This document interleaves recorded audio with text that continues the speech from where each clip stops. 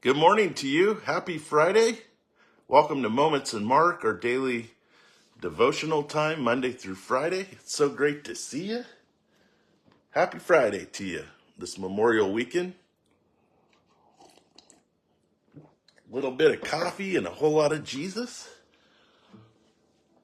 Let's just join the Lord this morning together.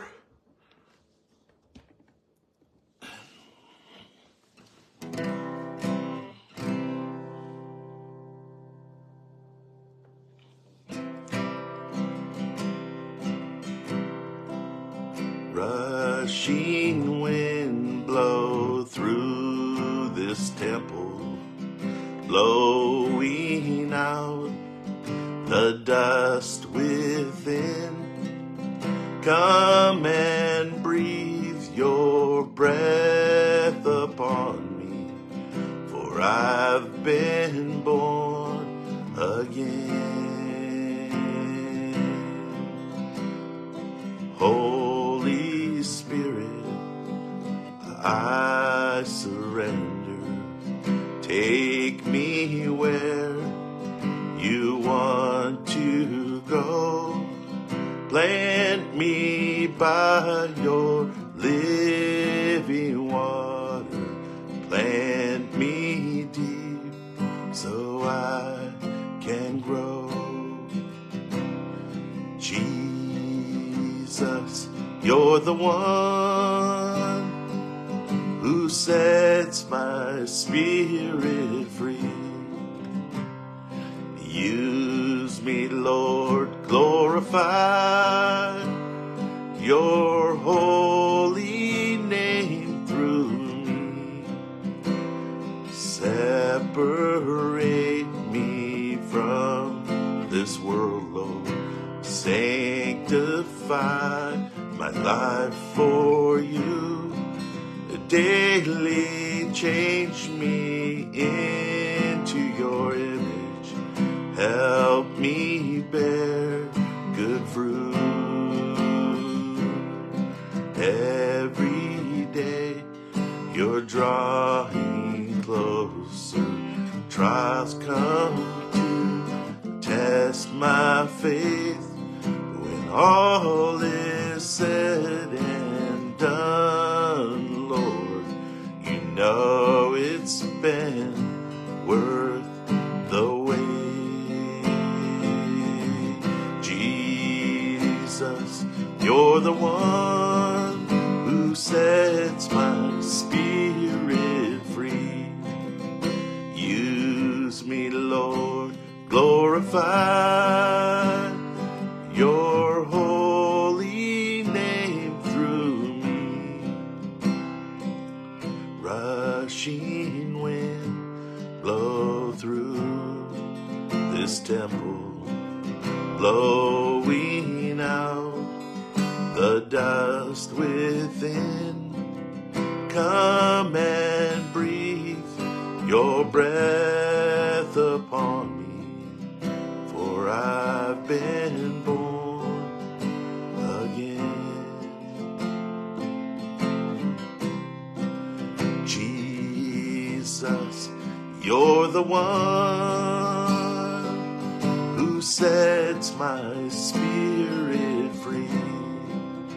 Use me, Lord, glorify your holy name through me. Rushing wind blow through this temple, blowing out the dust within. Come and breathe your breath upon me, for I've been born again. Come and breathe your breath upon me, for I've been born again.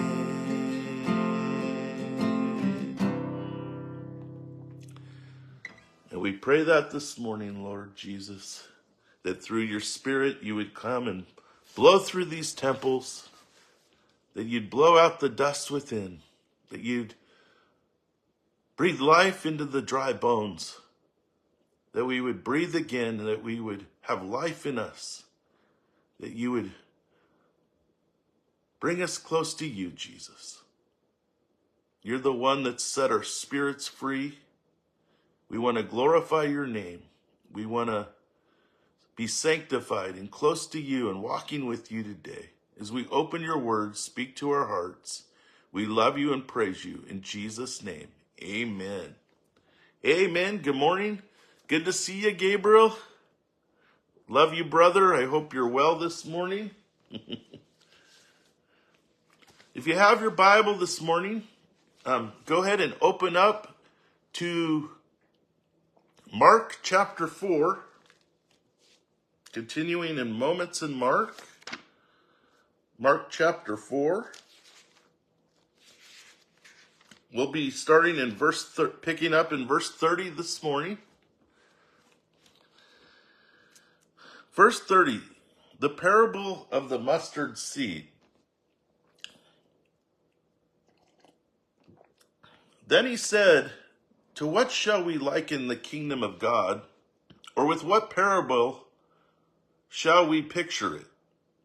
It is like a mustard seed, which when it is sown on the ground, is smaller than all the seeds of the earth.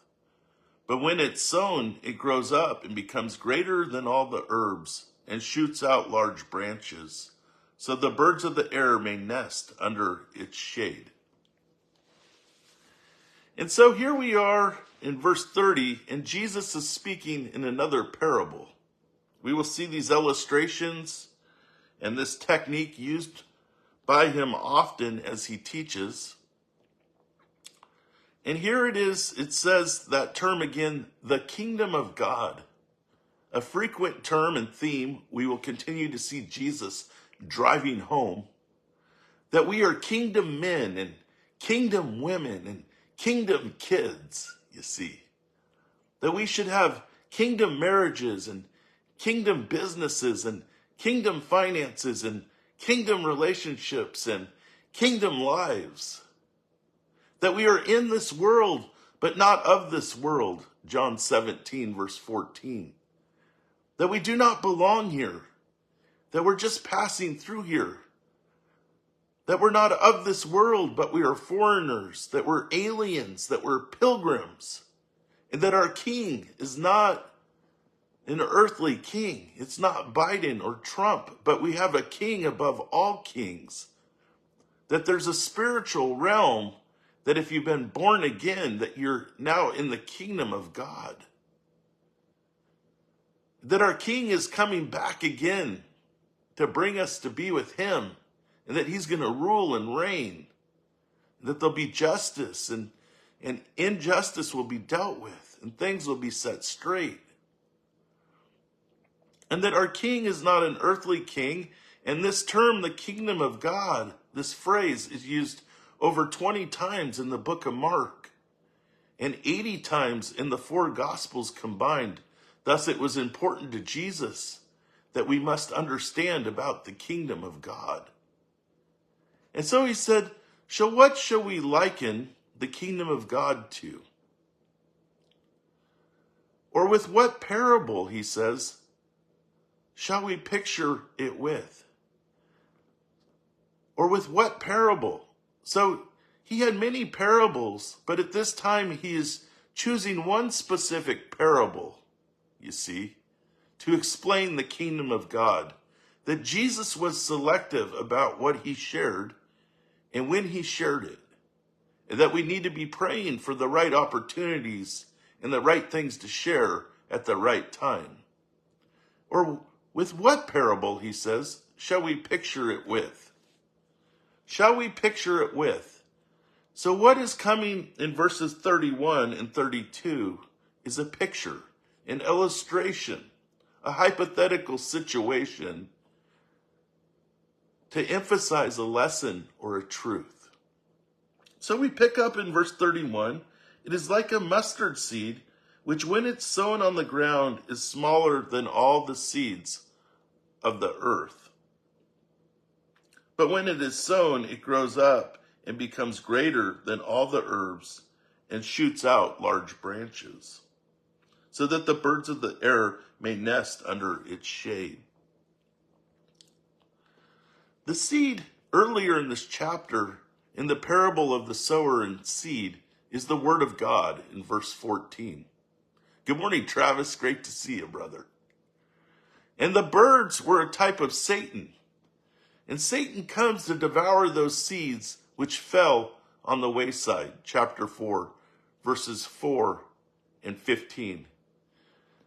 Good to see you, Neil Gwyn. Good to see you this morning, brother. And so the ground is a type of our hearts, which the seed, the word, is planted into. And this is an unusual, miraculous growth, first of all. That a mustard seed herb is not the largest plant. It's not the largest herb plant. The largest herb plant is considered the banana tree, which is actually classified as an herb plant with a stalk up to 12 inches in diameter and up to 40 feet tall. With these branches that can hold bananas and bear weight, but on an average, a mustard seed plant is only 2 to 3 feet tall. So something is off here, that the mustard seed plant that's a little herb bush grows into the size of bigger than the biggest herb plant. The seed has an unusual, supernatural, miraculous growth here in the illustration that Jesus is drawing, to be greater than all the herbs, it says. Mustard seed plants have vines, not branches, that the birds can perch on and hide under for shade. Would be unusual. So what's going on here? A couple of thoughts. First, the unusual growth can represent the church, that it was birthed through Christ and his disciples, the small seed, and the apostles, and it grew into millions and millions of lives being impacted and being a part of the church. And that it's not everyone that's in the church that's a believer. You see, the birds come. And the birds were a type of Satan that came and devoured the seed and word of God earlier in this chapter. And so the birds of the enemy can come into the church, and there'll be tares and weeds. Tares amongst the wheat, Jesus taught us. That the enemy has lodged into the church. Some of the Catholic priests now have had to pay retribution for terrible sins with children. And that's happened in other Protestant divisions as well. And it's disgusting, it's sad. And certain scams for money and crooked ministers that are fleecing the flock and trying to take monetary gain for themselves.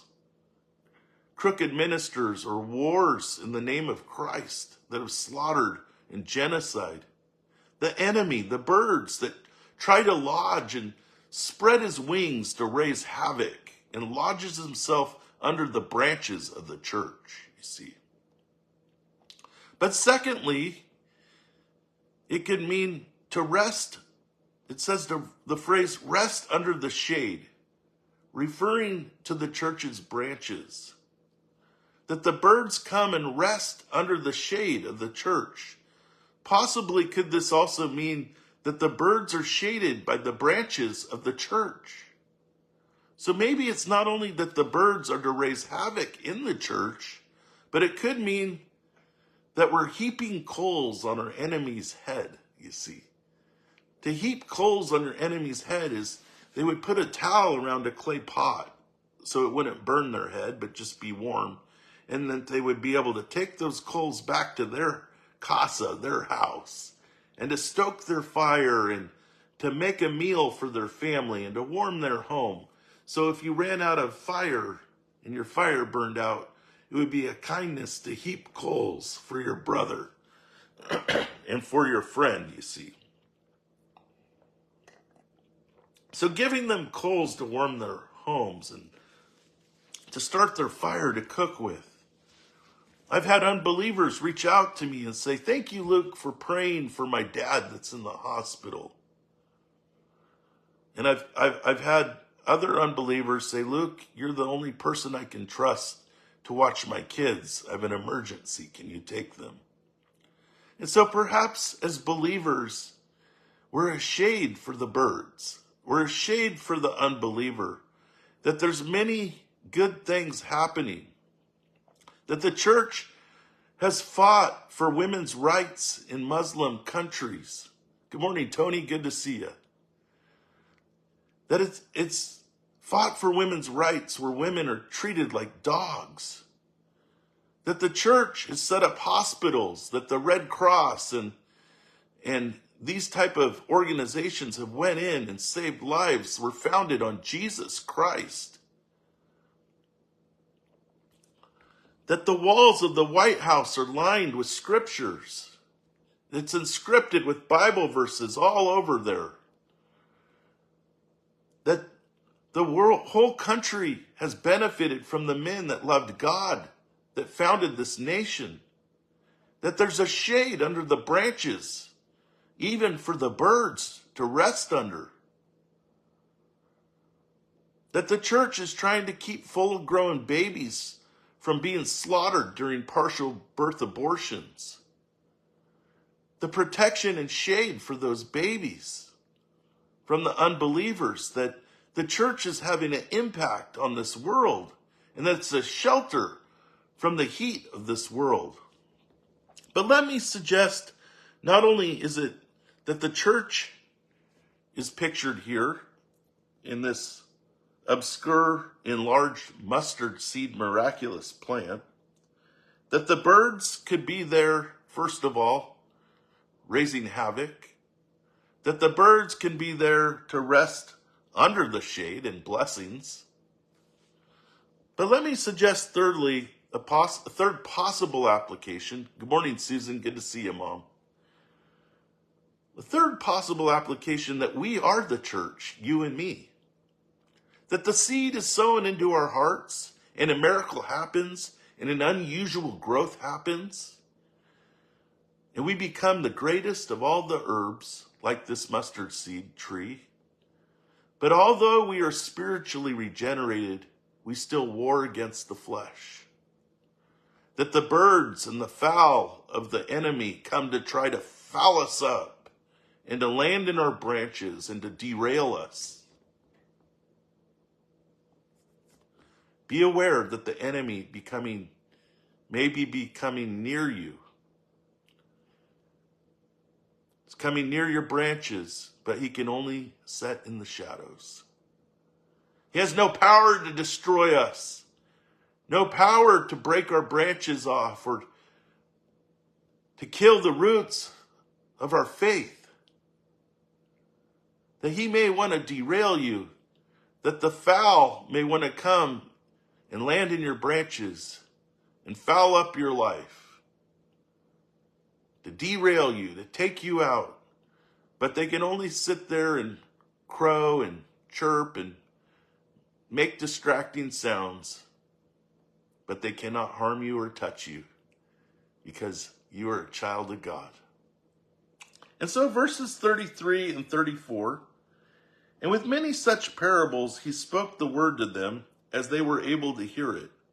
But without a parable he did not speak to them. And when they were alone, he explained all things to his disciples.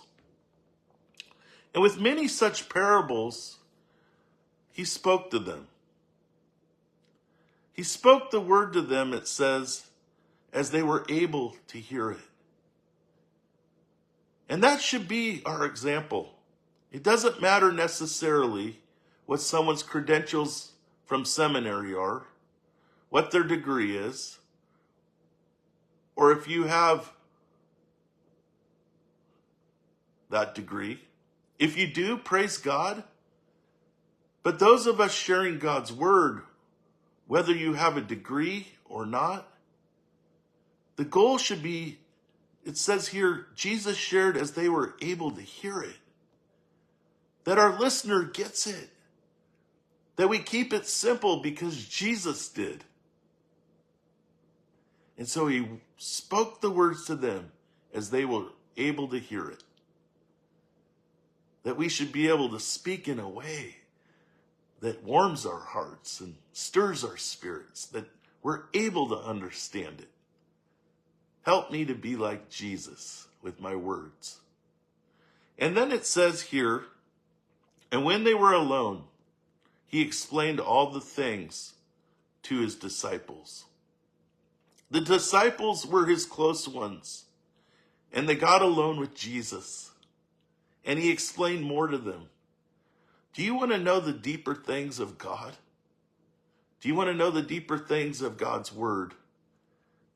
Let me encourage you to get alone with Jesus, to take time being close to him and getting to know him. Not just wanting to know verses, but knowing him.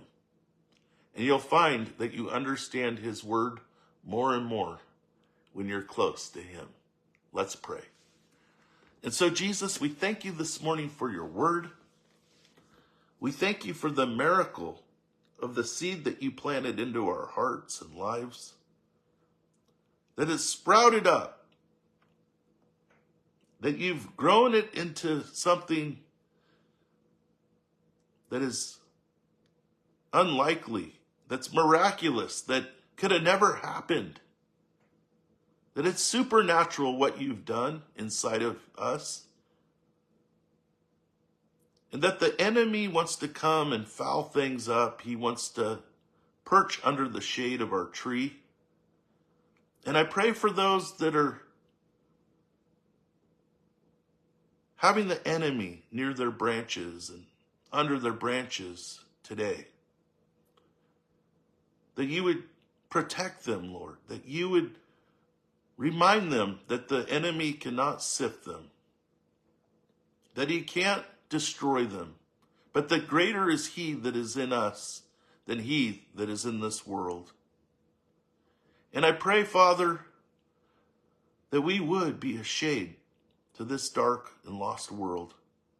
That people would want to come under our branches that don't know you from the heat of the world. And that eventually, Lord, they would come to know you. So bless each listener. May they have a wonderful Memorial weekend. And I pray, Lord, that they would be encouraged in their walk with you, that they'd stay strong and close to you. The rushing wind of your Holy Spirit would come in and dust out the caverns and blow through and cause us to be renewed in our love and our fire and our relationship with you, I pray. In Jesus' mighty, precious name, amen. Amen. Great to see you guys this morning. I pray you have a wonderful, wonderful week, Memorial Weekend.